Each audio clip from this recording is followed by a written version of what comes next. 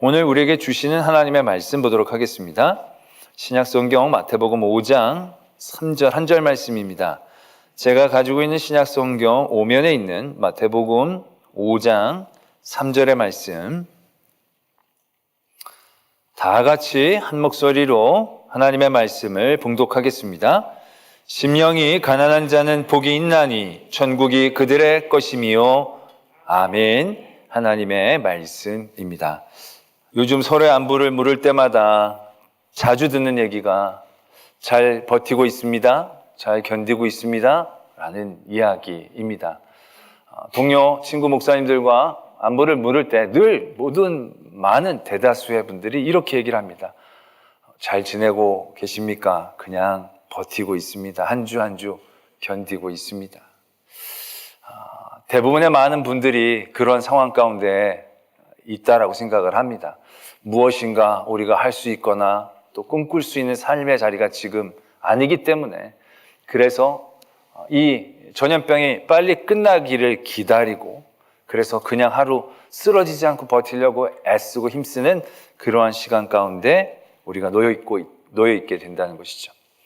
그래서 고민해 보게 됩니다. 견딘다는 거, 버틴다는 건 과연 어떠한 의미를 갖고 있는 것인지, 우리가 견딘다라고 했을 때 잘 견디는 건 어떠한 모습인지에 대한 고민들을 해보게 됩니다. 하나님께서 우리에게 이렇게 견디고 버티는 시간을 주신 건데, 우리가 이 시간 그냥 견디고 버티고 하루하루 시간만 소비하며 나간다라는 것, 이게 과연 맞는 건지, 끝날 그날을 기대하고 그날만을 바라보면서 오늘이 빨리 지나가기만을 원하는 그런 모습들이 과연 건강한 모습이 맞는지, 이건 마치 군에 입대한 우리 청년들하고 비슷한 거죠. 군에 입대한 청년들은 뭘 거기서 만들거나 하려는 생각들은 안 합니다. 대부분이 그냥 시간이 가기만을 원하죠. 그래서 군대를 들어간 순간부터 시간은 마이너스로 흐릅니다. 100일 남았다, 99일 남았다, 98일 남았다. 제대까지 날들을 막 세는 것이죠. 그렇게 보내는 게 맞나? 라는 것이죠. 그러면서 버텨나갔던 삶의 자리에 놓여졌던 하나님의 사람들을 바라보게 됩니다. 아주 대표적인 예가 포로에 70년 동안 살았던 이스라엘 백성들의 모습이 아닐까 싶습니다. 그들의 죄 때문에 그들은 70년 동안 포로로 끌려가게 됩니다. 하나님이 70년 뒤에 회복시켜 주신다 말씀하십니다. 그러니까 70년 동안 버텨야 되는 거예요. 견뎌야 되는 거예요. 그날이 오기까지 어떻게든 살아남아야 한다는 것이죠. 그런 70년간 버텨야 되는 삶의 자리에 놓여진 그들에게 하나님은 어떠한 삶의 모습을 원하셨을까? 이제 곧 돌아가고 내가 여기서 영원히 살 건 아니니까 돌아오게 하실 그때까지 내가 여기서 그냥 하루하루 살아나가야 되겠다. 여기 사람들에게 속하지 않고 그냥 등지고 외지고 완전히 별개의 삶으로 하루하루 그냥 살아나가야겠다. 하나님 그런 삶을 원하시지를 않았습니다. 처음 포로로 끌려간 그들에게 하나님은 예레미야 선지자를 통해서 이렇게 말씀하십니다. 거기에다 집을 지어라. 거기에 땅을 일궈라. 그리고 결혼을 해라. 아이를 낳아라. 너희 아이들도 장가 보내고 시집 보내라. 하나님은 그렇게 그들에게 당부하신 거죠. 거기에서 살라라고 얘기를 하고 계신다는 거죠. 거기서 절대로 벗어나거나 등지거나 완전히 분리된 삶을 살라고 얘기하신 게 아닙니다. 그런데 그게 그들과 동화되어서 거기에 묻혀서 그냥 살아라는 얘기냐? 그건 또한 아니다라는 얘기죠. 우리가 다니엘과 세 친구의 이야기들을 떠올릴 수 있습니다. 그들은 포로로 제일 처음 끌려왔던 사람들이었습니다. 근데 그들의 나라를 공격하고 그들의 나라를 짓밟았던 나라를 위하여 쓰임받는 그런 엘리트 코스에 그들이 불림을 받게 되는 거죠. 이게 웬 말입니까? 이건 매국노 같은 짓 아니겠습니까? 우리나라를 공격하고 우리나라를 그렇게 아프게 했던 나라의 공직자가 된다는 게 말이 됩니까? 근데 그들은 거기에 참여합니다. 근데 그것이 동화를 의미하는 건 아닙니다. 그들에게 나누어지는 모든 음식 가운데 그들은 철저히 초점을 잃지 않습니다. 우상 숭배를 통하여 흘러들어온 고기를 먹지 않기 위해서 그들은 채식을 택합니다. 하나님에 대한 초점을 잃지 않고 있는 거죠. 함께 있지만 동화되는 것을 의미하는 게 아닙니다. 초점을 맺고 있지만 그들과 완전히 별개로 사는 것은 아니다라는 얘기죠. 새 친구들은 나중에 어떻게 됩니까? 승진합니다. 나라 일을 게 되어지죠. 그 나라 일들을 잘 감당하면서 그 나라에 도움이 되는 사람이 되는 겁니다. 그렇다고 그들과 똑같아지는 건 아니었죠.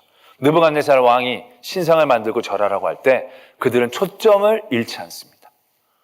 그들은 그 죽음의 위협 가운데서도 담대합니다. 하나님께서 우리를 구해주실 것입니다. 그러나 그리 아니하실지라도 나는 이 신상에 절할 수 없습니다. 그들과 함께 살고 그들을 위해 애쓰고 힘쓰지만 그렇다고 그들을 위한 삶은 아니었다는 거죠. 초점은 그 모든 일들이 하나님으로부터 되어진 일이기 때문에 하나님을 향한 초점은 놓치지 않았다는 것입니다. 다니엘도 마찬가지입니다. 다니엘도 최고의 자리까지 올라갑니다. 그 나라를 위해서 아주 혁혁한 공을 세웁니다. 그렇다고 중심을 잃은 게 아닙니다. 초점을 잃은 게 아닙니다. 다른 것에 경배하고 기도할 때 사자굴에 던진다는 칙령이 발표된 것을 알면서도 그는 그가 하듯이 그의 집에 돌아가서 창문을 열고 예루살렘을 향하여 기도합니다. 그것이 무엇을 의미하는지 다니엘은 너무나도 잘 알았지만 그 초점은 잃지 않았다라는 거죠. 70년 동안의 세월들은 그들에게 버티는 시간입니다. 잘 버텨서 돌아가기까지 살아남는 게 중요한 시기였습니다. 그러나 그 시기는 단순히 70년을 소비하는 시간이 아니었습니다. 그들이 하나님을 향한 초점을 잃지 않았을 때 그들은 그 자리에서 뭐 할 수 있는 것도 또 할 수 있는 여건과 형편이 절대 아니었습니다. 그러나 그럼에도 불구하고 그들은 그 초점을 잃지 않았을 때 70년의 시간 동안 성숙할 수 있었다는 거죠. 절대로 버려지는 시간이 아니라 그리스도에게 더 가까워지고 하나님 앞에 더 온전히 세워지는 굉장히 귀중한 시간으로 만들어냈다는 것을 우리는 깨달을 수 있다는 것입니다. 지금 우리는 견뎌야 되는 시간, 버텨야 되는 시간이라고 얘기합니다. 뭐 할 수 있는 것도 하고 싶은 것조차도 없는 이 시기 가운데 우리는 믿음으로 견딘다, 버틴다? 무엇을 의미하는가? 그냥 드리던 예배 놓치지 않으려고 애쓰고 성경 그냥 날마다 읽으려고 애쓰고 또 여러 가지 믿음의 일들을 하려고 애쓰고 힘쓰고 여러 가지로 애쓰고 힘쓰면서 그냥 내 믿음 하나 지켜나가는 거 그래가지고 이것이 끝나서 좋은 날이 올 때까지 그냥 죽지 않고 살아남는 거 하나님께서 그렇게 허비하는 시간으로 고생만 하는 시간으로 우리에게 준 것이다라고 여겨져서는 안 된다는 거죠. 포로 생활에 있었던 그 사람들처럼 우리는 우리의 믿음 생활 가운데에 잃지 말아야 될 초점 그것을 붙잡아 나가야 한다는 것입니다. 그래야 우리는 이 시기 가운데에서 그냥 단순히 버티는 게 아니라 성장할 수 있고 성숙할 수 있습니다. 그래서 단순히 버티는 시간이 아니라 정말로 귀중한 시간들로 바꿔낼 수 있는 믿음을 가져야 한다는 것입니다. 또 비슷한 상황 하나를 우리가 떠올릴 수 있죠. 광야에서의 40년의 시간입니다. 그들이 가데스 바네아에서 정탐꾼의 얘기를 듣고 하나님을 신뢰하지 않는 모습을 보이죠. 그래서 40일에 1년씩 곱해서 40년 동안 그들이 광야에서 지내게 됩니다. 어떻게 보면 그건 그들에게 내어진 벌입니다. 징계의 시간이고 징역 같은 느낌입니다. 그래서 40년 잘 버티고 그 다음에 출소하듯이 가나안 땅에 들어가는 것처럼 우리가 생각하곤 합니다. 그러나 광야에서의 40년은 그런 시간이 아니었다는 것이죠. 40년 동안 그들은 성장했습니다. 하나님의 백성으로 조금씩 성숙해 갈 수 있었다는 거죠. 그것이 어떻게 가능했는가? 하나님이 그들에게 초점을 주신 거죠. 그 초점, 그 중에 하나가 바로 십계명입니다. 십계명. 하나님께서 10가지의 계명을 그들에게 주시면서 그들 여태까지 중심 얻고 하나님을 잘 알지 못했던 많은 삶에서 우왕좌왕할 수밖에 없고 그냥 견디어 버텼던 종생활, 포로생활, 그런 광야의 생활 가운데서 하나님이 집중할 것들을 가르쳐주고 계시죠. 그게 바로 십계명이다라는 얘기입니다. 십계명의 첫 번째 계명이 뭡니까? 여기 계신 분들은 반응을 좀 해주십시오. 영상으로 계신 분들은 저쪽 대치동 쪽에서 발언하신 성도님께 복이 있을 줄로 믿습니다. 첫 번째 계명이 뭐냐? 나 외에 다른 신을 내게 두지 말라. 이게 뭡니까? 집중 아닙니까? 초점 아닙니까? 여기저기 다 마음 뺏기고 섬기고 두려워했던 모든 대상들을 다 내어놓고 거기저기 마음 뺏기지 말고 너 이 40년의 세월들, 광야의 세월들, 아니 앞으로의 모든 신앙의 생활 가운데 하나님을 향한 초점에 집중하라는 거죠. 그게 복받는 길이다라는 얘기입니다. 그게 광야의 세월이 단순히 썩어 없어지는 시간만 허비하는 시간이 아니라 우리에게 성장과 성숙의 귀한 복된 시간이 될 수 있는 가장 중요한 초점이다라는 사실들을 하나님은 우리에게 가르쳐 주시고 계시다는 것이죠. 그래서 10가지의 계명은 계명이 아니라 복입니다. 10가지 하나님이 우리의 사랑하고 우리를 복되게 해주신 길로 가르쳐 주셨다라는 것, 제가 전에도 그런 말씀 많이 드렸잖아요. 10계명은 10가지 사랑이라고. 그러한 10가지의 사랑으로 말씀해 주신 계명으로 믿음의 사람들, 하나님의 백성들은 성숙하고 성장할 수 있었습니다. 그러다 예수 그리스도께서 오시고 나서 예수 그리스도의 성도들에게 예수님께서는 다시 한번 우리에게 복된 길을 가르쳐 주십니다. 우리가 우리의 믿음의 생활 가운데에서 잃지 말아야 되고 늘 10계명의 첫째 번 계명과 10계명처럼 집중하고 초점을 가져야 하는 그러한 것에 대한 말씀을 주고 계십니다. 그게 팔복이라고 얘기를 합니다. 산상수훈의 시작은 이렇죠. 무리가 나오고 제자들이 나옵니다. 그래서 예수님께서 입을 열어 제자들에게 가르쳐 주신 말씀이라는 거죠. 그러니까 이건 제자들에게 이제부터 제자로서 이 세상을 어떻게 복되게 살아갈 수 있는지, 승리하면서 살아갈 수 있는지에 대한 길을 가르쳐 주고 계신다는 거죠. 얼마나 우리가 해야 할 것들이 많겠습니까? 도덕적이고 윤리적인 것 많이 있지만 그런 것들을 집약해서 팔복으로 얘기해 주신다는 거죠. 때문에 우리는 10계명보다 팔복을 좋아해요. 왜? 복이니까. 이 복인 줄 알고 좋아해요. 근데 이거 자세히 들여다보면요, 이거 만만치 않아요. 이 8가지 계명이라고 얘기해도 과언이 아닐 거예요. 그러나 그것이 계명이 되기 때문에 복이 되는 거예요. 10계명이 계명이 아니라 복이듯이 팔복은 복이 아니라 계명인과 동시에 우리에게 진정한 복이 되어진다는 것이죠. 그래서 우리가 무기력함을 느끼게 되는 이 시기 가운데 정말로 우리가 놓치지 말아야 될 우리 신앙의 초점들을 이 팔복을 향하여 나누면서 이 시간 우리가 더욱더 성숙할 수 있는 시간들로 도전해 보고자 한다는 것이죠. 그 첫 번째가 오늘 심령이 가난한 자는 복이 있나니 천국이 그들의 것이며 라는 말씀입니다. 이 말씀 우리가 너무나도 자주 들었기 때문에 그렇게 어렵게 다가오지 않죠. 심령이 가난하다는 것, 그것이 어떠한 것을 의미하겠습니까? 가난한 것에서부터 우리가 먼저 시작할 수 있어요. 가난하다는 것은 무엇인가가 부족하고 결핍된 상태를 얘기하는 거죠. 그래서 늘 간절하는 거죠. 늘 간구하는 거죠. 내가 없으니까 하나님 이걸 달라고, 이걸 꼭 주셔야 합니다. 없으시면 안 됩니다. 어떤 그런 모습이겠죠. 그래서 심령이 가난하다는 것은 나 혼자선 할 수 없습니다. 이것이 내 것이, 내가 이룬 것이 아니라 하나님이 도와주시지 않으면 안 됩니다. 이러한 마음을 갖고 있는 것이겠죠. 그래서 날마다 하나님의 도움을 요청하고 간절히 사모하고 주님과 동행하기 위해 간절히 깨어있는 모습, 우리는 이것이 심령이 가난한 자의 모습이다라고 생각하고 있다는 거죠. 그렇죠. 제가 늘 이렇게 얘기한 다음에 반전을 하니까 여러분들 또 저를 의심하시면서 뭔가 함정이 있나 생각하는데 맞습니다. 이렇게 생각하는 거 시작이 맞아요. 그런데 맞기는 맞지만 완전한 이해라고 얘기할 수는 없다는 것입니다. 오늘 말씀이 심령이 가난한 자는 복이 있나니 천국의 그들의 것이며 라는 거죠. 그래서 아까 심령이 가난한 것이 그런 모습이다라고 해서 그렇게 심령을 가난하게 만듭니다. 하나님 없으면 안 됩니다. 하나님 꼭 동행해 주셔야 합니다. 하나님 우리 채워주셔야 합니다. 그래서 막 심령이 막 가난해졌어요. 그럼 오늘 말처럼 복이 있어야 되죠. 천국이 나에게 임해야죠. 그렇죠. 근데 여러분들 그렇게 마음 먹고 심령이 가난해서 하나님 앞에 섰는데 얼마나 많은 복을 누리셨습니까? 얼마나 천국이 여러분들에게 임재한 것들을 느끼셨습니까? 간구는 간구인데 뭔가 이것이 딱 내가 원하는 만큼 확 채워져가지고 하나님의 나라가 내게 임했다라는 것에 대하여 경험이나 또 응답이나 그런 것들이 생각보다 많지 않다는 거죠. 이 말씀은 단한 선언포고 선언인데 이게 딱 100%로 맞지 않을 때가 참 많이 있다는 겁니다. 그러니까 이게 때로는 이라고 한다면 우리가 어떻게 심령을 매번 가난하게 가질 수 있겠냐라는 것이죠. 그렇다면 이 말씀이 그냥 어떤 사람에게만 해당하는 말씀이냐? 그게 아닙니다. 우리가 이 말씀을 더 잘 이해하려면요, 이것이 이렇게 풀어서 적혀진 것보다도 원어적인 의미로 직역을 해서 이해하면 더 쉬운데요. 우리는 이 말씀이 심령이 가난하면 복이 있고 천국을 갖게 되어지는 어떤 이런 순서처럼 얘기합니다. 근데 이런 순서가 아니라요, 이게 한 장면이 되어지는 것을 의미한다는 거죠. 현대인의 성경에 원어적으로 더 가깝게 직역한 것처럼 표현이 되어지는데요. 이렇게 적혀져 있습니다. 마음이 가난한 사람들은 행복하다. 하나님의 나라가 그들의 것이다.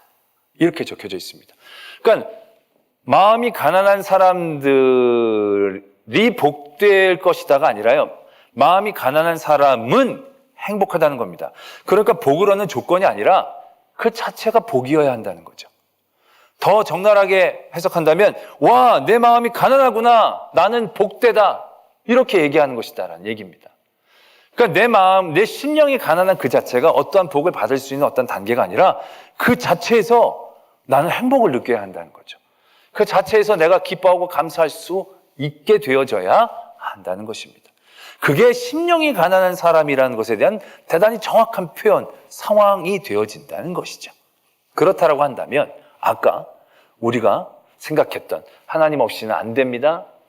하나님 나와 동행해 주십시오 라는 깨달음을 갖고 있는 그 상태, 그냥 그 상태는요 완전하게 복을 포함하고 있는 상태가 아니에요. 무엇인가가 늘 결핍해서 무엇인가가 거기서 채워져야만 그게 복이 되고 행복이 되고 하나님의 나라가 되어지는 그런 구조가 되어지는 거예요.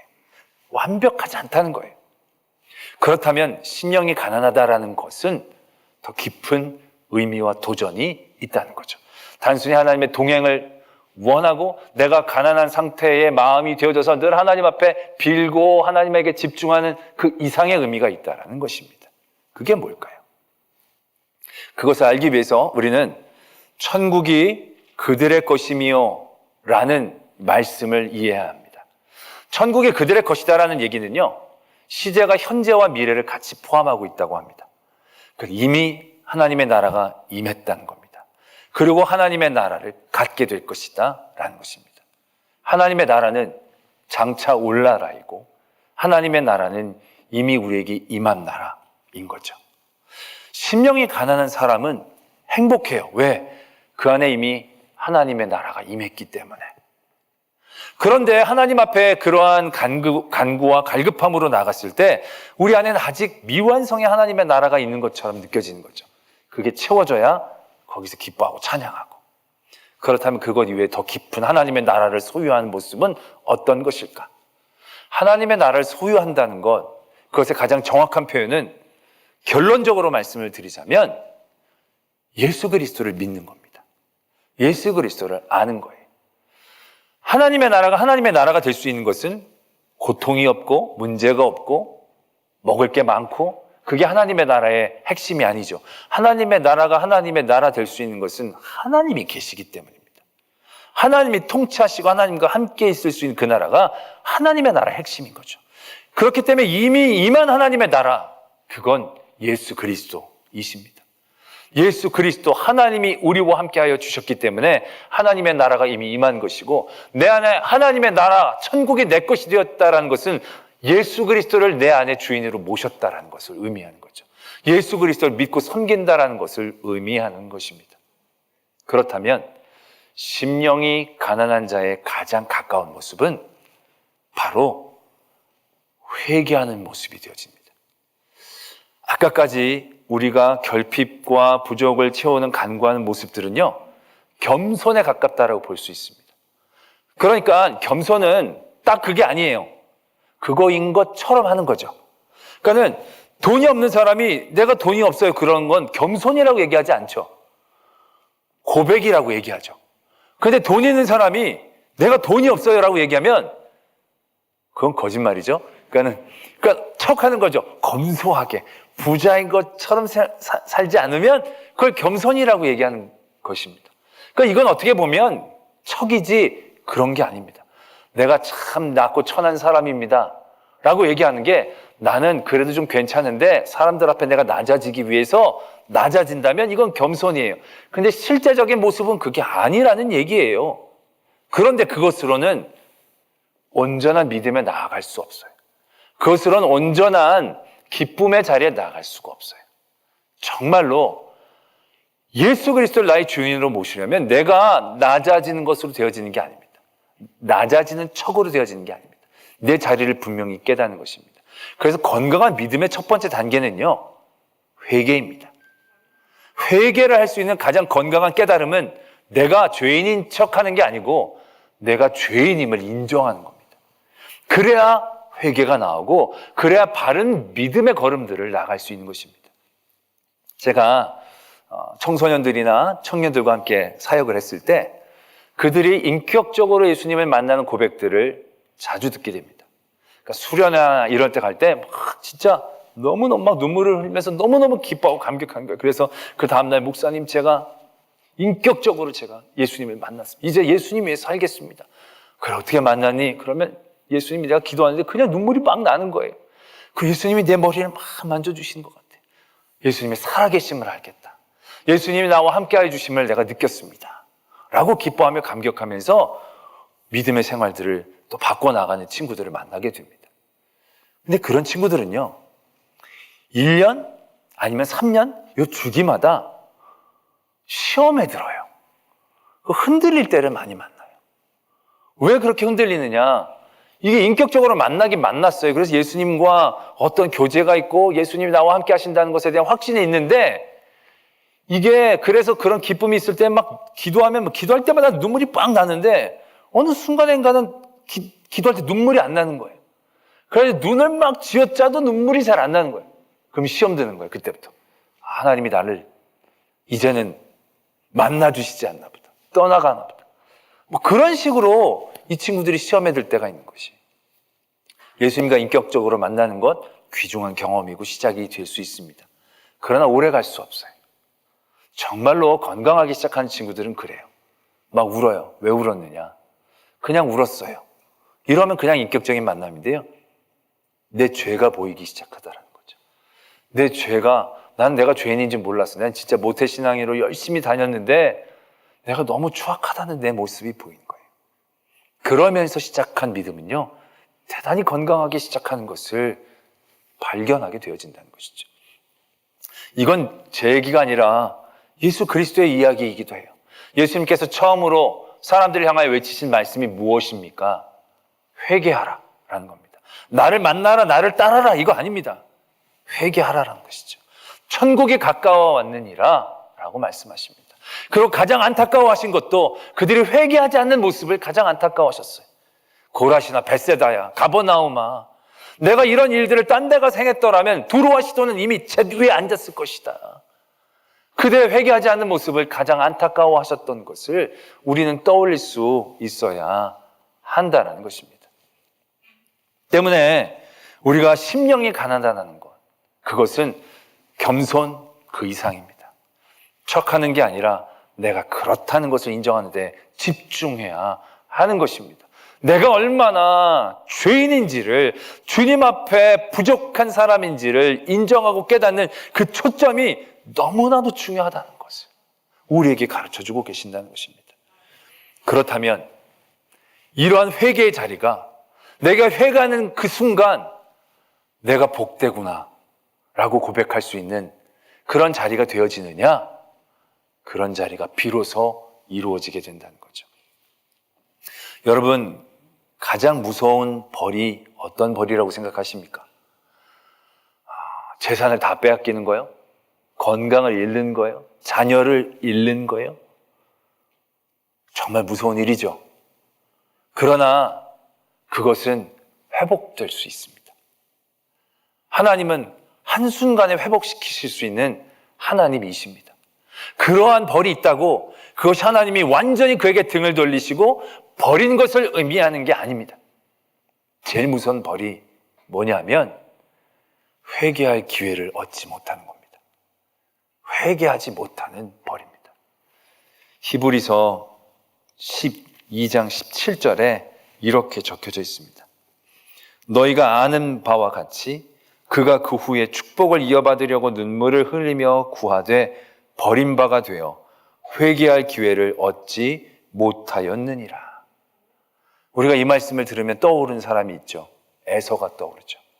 에서가 동생 야곱이 아버지의 축복 기도를 다 받아버린 거예요. 아버지한테 갔더니 이미 기도를 다 했다는 거예요. 그래서 제발 뭐라도 하나 남은 거 없냐고 그랬더니 아버지가 남은 게 없다라고 얘기합니다. 너무너무 절망하죠. 그때 에서가 어떻게 합니까? 웁니다. 아버지 앞에 울죠. 어떻게든 다른 방법이 없냐고 웁니다. 그 다음엔 어떻게 합니까? 야곱을 원망합니다. 야곱을 향해 분노를 만들어냅니다. 이것이 얼마나 안타까운 자리입니까? 그가 장자권을 팔았을 때에도, 그가 축복 기도를 얻지 못했을 때에도 그에게 필요한 것은 어쩌면 주님 앞에, 하나님 앞에 무릎을 꿇는 것이었을 것입니다. 내가 하나님 앞에 참 많이 잘못을 했기 때문에 이런 일이 있게 되었군요 라고 자기를 바라보는 것이었을 것입니다. 야곱 때문에 그가 복을 받지 못한 게 아닙니다. 야곱 때문에 밀려난 게 아닙니다. 하나님이 야곱은 사랑하셨기 때문에 에서는 그냥 버림받은 게 아닙니다. 에서가 그 회개할 기회를 붙잡지 못했기 때문에 그가 그러한 삶의 자리에 처하게 됐다는 것을 우리는 분명히 알아야 한다는 것이죠. 가룟 유다랑 베드로랑 예수님을 배반한 건 별 차이 없습니다. 어떻게 보면 가룟 유다도 하나님의 섭리와 사역을 이루는데 자기가 쓰여졌다라고 얘기해도 과언이 아닌 것이죠. 예수님은 십자가를 지시기 위해 내려오신 것이니까. 그러나 그 삶의 자리에서 가룟 유다와 베드로의 가장 큰 차이는 무엇입니까?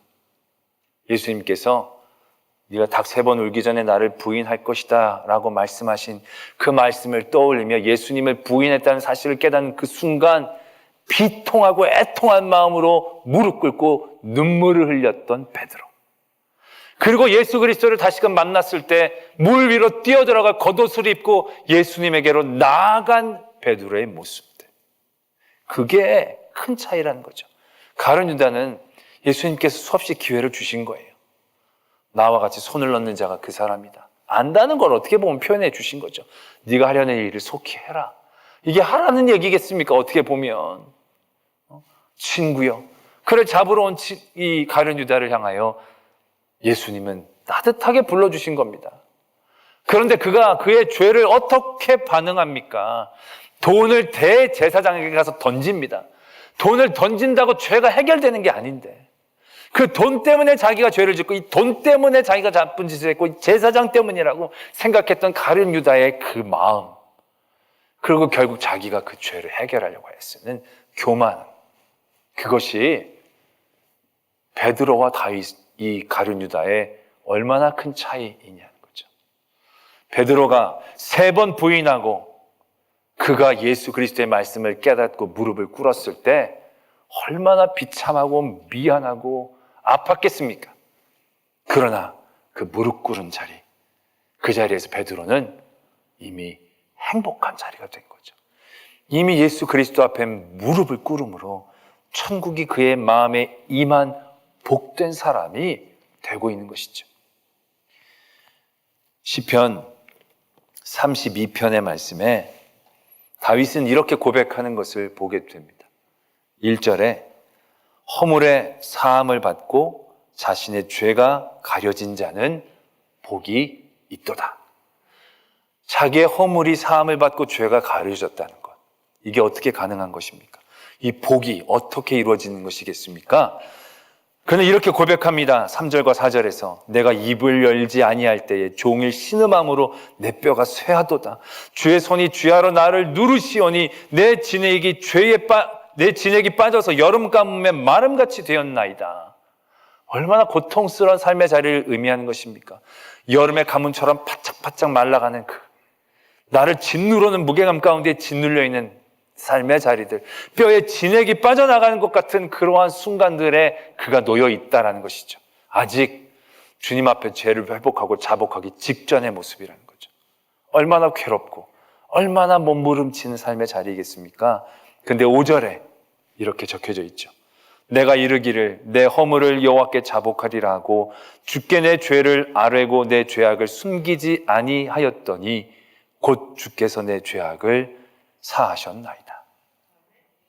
내가 나의 허물을 주님께 아뢰고 내 입술로 내 죄악을 숨기지 않고 아뢰었더니 곧 내가 주님 앞에 고백하는 그 순간 예수님의 하나님의 용서가 임재하고 있다라는 것이죠. 그 자리, 그 순간 그는 내가 죄인입니다. 내가 추악한 죄인입니다라고 고백하는 그 순간, 아, 내가 복되구나. 내가 해결할 수 없는 이 죄를 나 혼자 끙끙 앓으려고 했던 이 교만을 깨트리고 내어놓고 주님 앞에 부끄럽고 창피하지만 이런 모든 일들을 주님 앞에 내어놓을 때에 주님께서 이 일들을 사하여 주시는구나. 회개는 그 순간 복이 되어지죠. 회개는 그 순간 하나님의 나라가 내게 임하는 것을 고백하고 경험하게 해주는 모습이 되어진다라는 것입니다. 힘들고 버텨야 하는 믿음의 자리에서 우리가 집중해야 될 초점이 이것입니다. 어떻게 보면 십계명의 첫 계명처럼 팔복의 처음에 이 복은 우리가 우리의 믿음의 생활을 하면서 늘 집중해야 할, 놓치지 말아야 할 초점이다라는 것을 깨닫게 됩니다. 지금 이런 상황 가운데에서 저를 바라봅니다. 제 마음 가운데 제일 많이 있었던 마음은 억울함, 분노, 그런 게 내 안에 좀 있더라고요. 왜냐하면 그래, 우리가 잘못했어. 우리가 잘한 건 아니라고 쳐. 그래도 이 정도로 욕먹는 건 아니지 않나? 그래, 우리가 잘못했어. 그래도 우리를 비난하는 건 너희들이 돼서는 안 되지 않는가? 어떤 그런 억울함들, 분함이 내 안에 조금씩 있는 것들을 발견하는 거죠. 그러면서 견디고 버틴다는 게, 그래, 하나님이 심판했대. 하나님, 저들의 손을 부끄럽게 해 주십시오.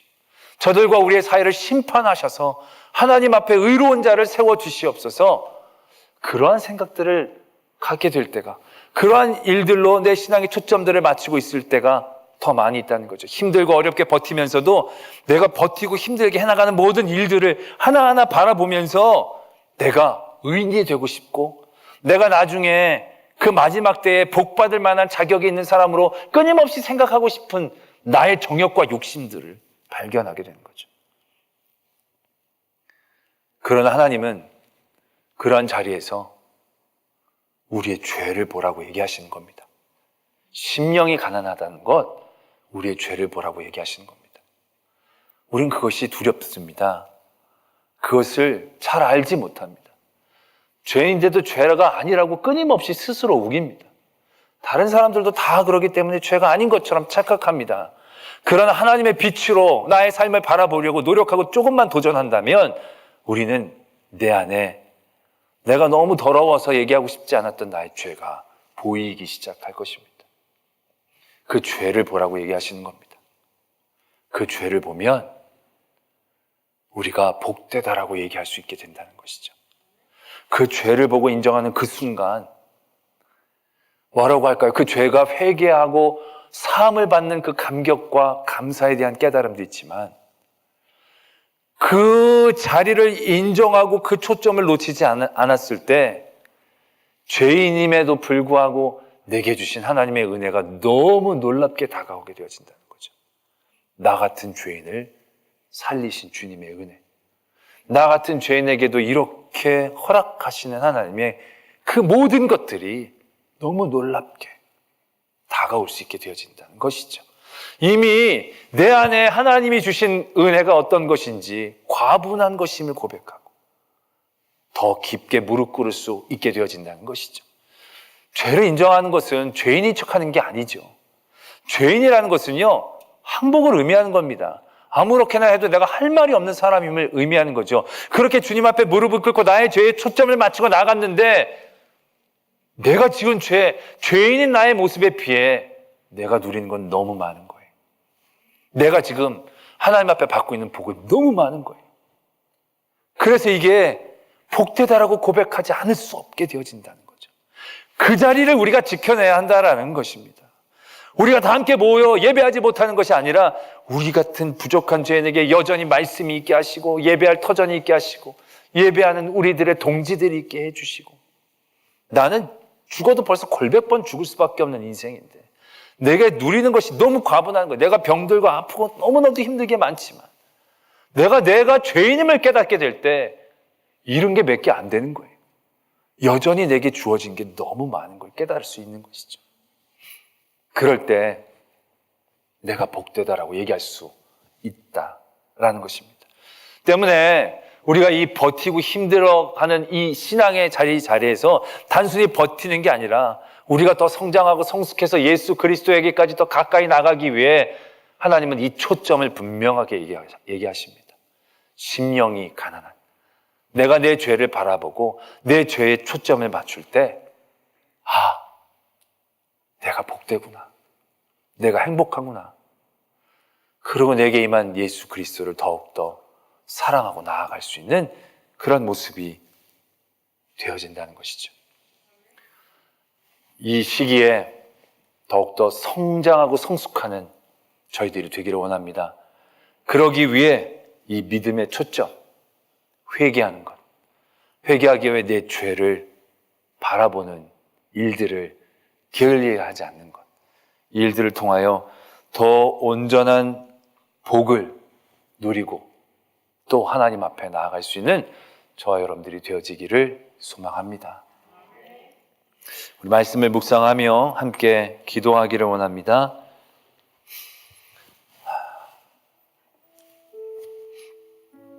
하나님의 편에서 우리의 죄를 보기 원합니다. 그리고 그 죄를 하나님 앞에 실토하기 원합니다.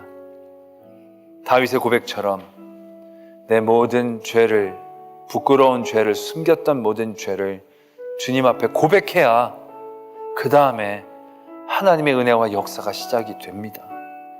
우리가 죄를 얘기하지 않고 나의 의만을 얘기하고 싶어 했고 내가 잘한 것만을 얘기하려고 했을 때 우리는 성장해낼 수 없습니다. 예수 그리스도의 그 시대에 있었던 바리새인들이 얼마나 잘 믿었던 사람입니까? 그러나 바리새인의 기도는 듣지 않으셨습니다. 세리의 기도를 들으셨습니다. 우리가 바리새인 되지 않기를 원합니다. 세리가 되기 위해 늘 심령이 가난한 자, 우리의 죄를 바라보며 회개의 자리에서 진정한 하나님의 복을 얘기할 수 있는 성도가 되기 원합니다. 우리의 죄를 바라보며 우리의 죄 앞에, 하나님 앞에 무릎을 꿇고 그 죄를 내어놓는 저희들이 되어지기를 소망합니다. 함께 기도하겠습니다. 아버지, 저의 모든 죄들을 바라봅니다. 그 죄들, 그런 죄임에도 불구하고 우리를 품으시는 은혜와 사랑을 감사하며 감격하며 하나님 아버지 지켜주시옵소서. 단순히 겸손한 착한 척, 의로운 척이 아니라 내가 의롭지 않음을 인정하고 고백하게 하시고 내가 하나님 앞에 너무나도 큰 죄인임을 고백하실 때 하나님의 크신 사랑의 자리에 서게 하여 주시옵소서. 우리의 죄의 깊이만큼 예수 그리스도의 사랑을 깨닫습니다. 우리의 죄를 바라봅니다. 우리가 잘한 것 하나도 없습니다. 그 모든 것조차도 주님이 허락해 주신 은혜이기에 우리의 죄가 더 크게 보입니다. 그 죄를 하나님 앞에 자복하고 아뢰일 때에 하나님의 위로와 용서하심, 그리고 지금 내가 누리고 있는 이 모든 것이 얼마나 큰 은혜인가를 깨달을 수 있는 복 있게 하여 주시옵소서. 믿사오며 예수 그리스도의 이름으로 기도드립니다. 아멘.